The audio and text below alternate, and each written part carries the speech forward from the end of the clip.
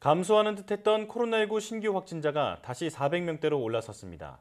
이런 가운데 아스트라제네카 백신의 유럽 접종 중단 사태에도 우리 정부는 예정대로 접종을 진행한다는 입장을 밝혔는데요.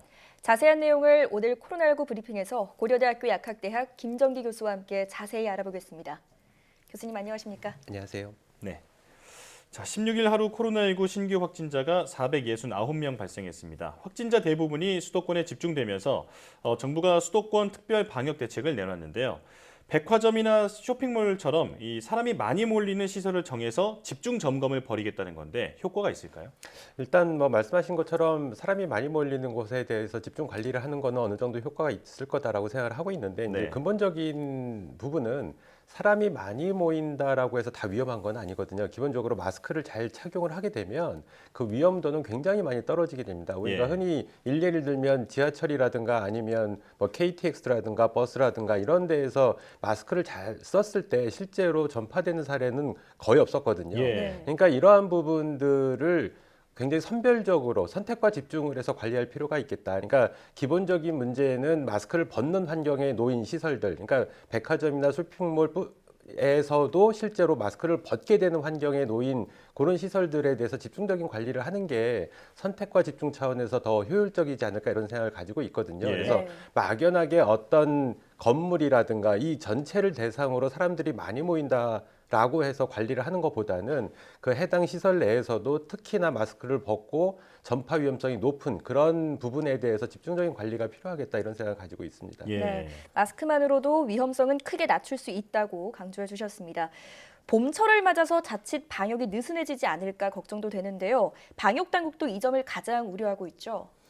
실제로 뭐 사람들이 봄철을 맞으면서 이제 야외로 많이 밖으로 나가게 되고 특히 예. 밖에 나가서 어떤 특정 시설들에서 집중을 해 가면서 사람들이 모이게 될 수 있는 환경이 조성이 되거든요. 네.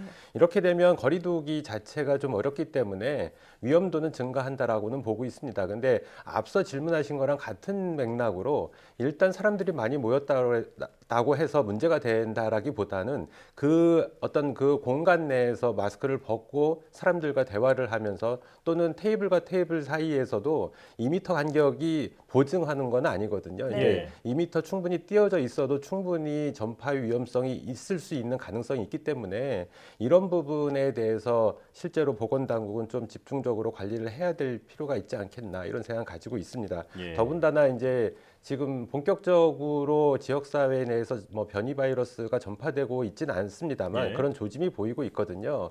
그래서 이런 부분들이 일단 뭐 3월, 4월 돼서 봄철이라는 것뿐만 아니라 실제로 변이 바이러스의 위험도도 계속 증가를 하고 있기 때문에 이러한 부분에 대해서 신경을 많이 써야 된다 이런 생각을 가지고 있습니다. 예. 네.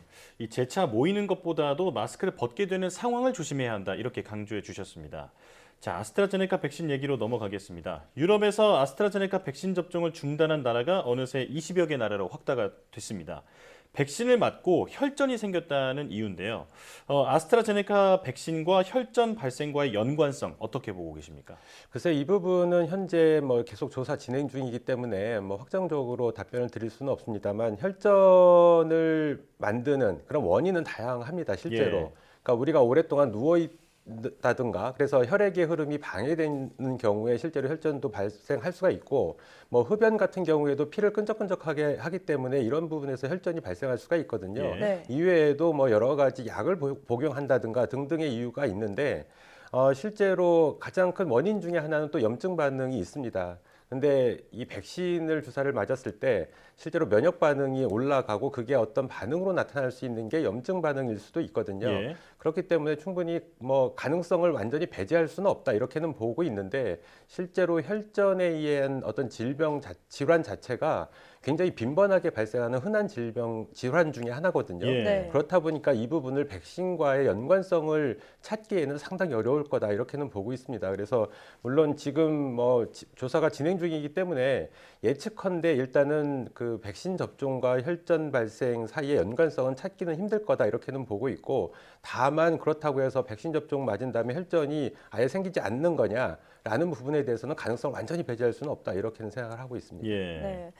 그런데 국내에서도 아스트라제네카 백신을 맞고 숨진 사람 가운데 혈전이 보고된 사례가 있다고 전해졌습니다. 일단 정부는 아스트라제네카 백신과의 연관성은 없다고 밝혔고 이 아스트라제네카 백신 밝혔는데 이 아스트라제네카 백신 접종을 계속 진행해도 괜찮을까요?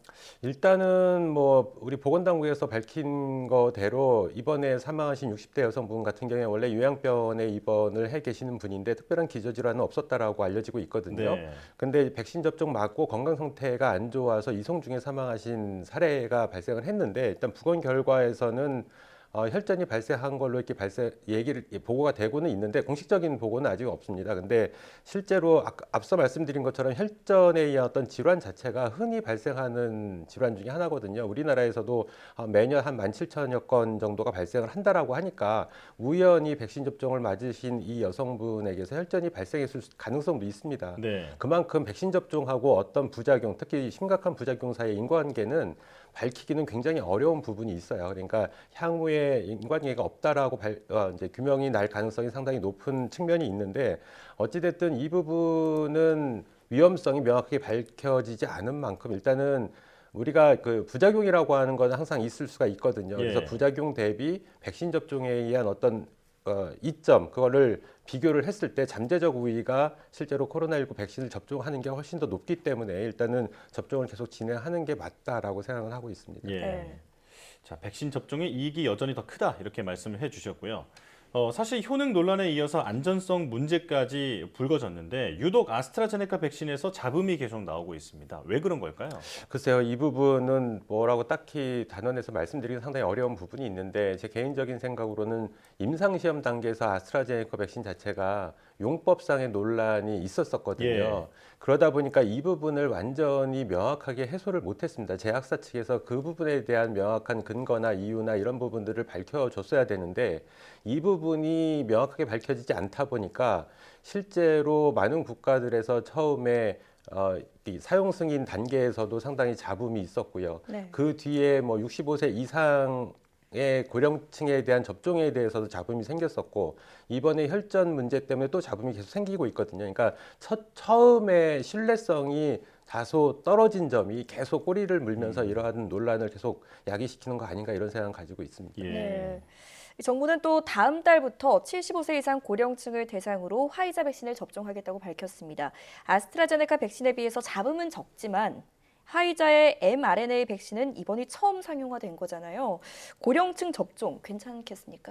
일단은 임상시험에서 고령층 접종에 대해서도 허용이 된 만큼 일단은 진행하는 게 맞겠다라는 예. 생각을 가지고 있고 화이자 백신이 mRNA 백신으로 상용화가 이번이 처음인데 실제로 아스트라제네카 백신도 마찬가지거든요. 아데노바이러스 전달체 백신으로 상용화된 게 이번이 처음입니다. 그러니까 네. 똑같은 상황이 지금 코로나19 상황에서 발생을 한 거다라고 보시면 될 것 같고 일단은 접종을 진행을 하는 게 맞지 않을까라고 생각을 하고 있습니다. 근데 특히 아스트라제네카 백신도 그렇고 파이자 백신도 그렇고 그 백신 플랫폼 자체에서 실제로 면역 반응을 과도하게 유발시키는 효과가 있거든요. 이 예. 효과가 긍정적인 부분도 있고 부정적인 부분도 있는데 어쨌든 이러한 부분들이 고연령층에서는 면역 반응이 다소 낮게 나타나는 현상이 있을 수가 있습니다. 그래서 예. 오히려 부작용이 젊은 층보다는 낮을 수도 있다라는 생각을 가지고는 있습니다만 다만 기저질환이 중증이신 분들은 어느 백신 형태든 간에 좀 조심을 하실 필요가 있다. 그러니까 네. 물론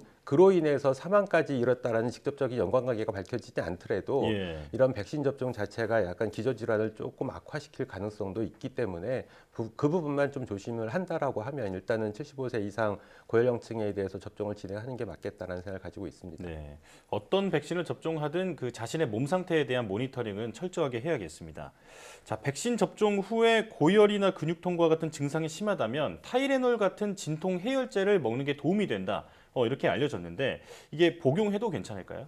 뭐 도움이 되겠죠. 진통 소염 뭐 타이레놀 같은 경우는 진통제고 뭐 아스피린 같은 경우는 소염 진통제인데 뭐 경우에 따라서는 좀 전문가들마다 의견이 좀 다르거든요. 그러니까 아스피린 계열의 그 소염 진통제 같은 경우에는 보다는 실제로 타이레놀 계열의 그런 아세트아미노펜 계열의 진통제를 복용하는 게 더 낫다라고 얘기를 하고 있는데 네. 실제로 논란이 되고 있는 부분이 이 진통제를 복용을 했을 때 면역 반응을 낮출 수가 있다라는 부분입니다. 그러니까 네. 말씀하신 것처럼 부작용이 면역 반응에 의해서 발생을 하는 거거든요. 그렇다 보니까 이 부분을 실제로 고통을 줄여주는 부분도 있고 진통의 효과도 있고 면역 반응을 다소 낮춰주는 효과도 있는데 그게 동전의 양면처럼 또 반대의 작용을 보입니다. 그러니까 실제로 면역 반응이 일어나야지만 항체가 형성되는데 이 네. 부분을 낮춰주다 보니까 항체 형성률이 좀 낮아질 수도 있다라는 단점도 있고요. 이런 부분뿐만 아니라 실제로는 그러니까 우리가 중증 이상 반응 중에 하나인 아나필락시스가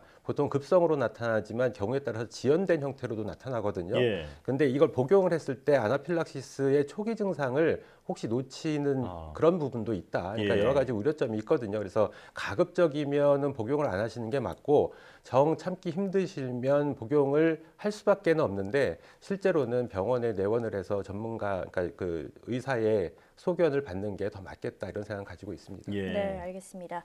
국민이 안심하고 백신을 맞을 수 있도록 철저한 모니터링이 필요하겠습니다. 지금까지 고려대학교 약학대학 김정기 교수와 함께 코로나19 상황 살펴봤습니다. 교수님 오늘 말씀 잘 들었습니다. 감사합니다.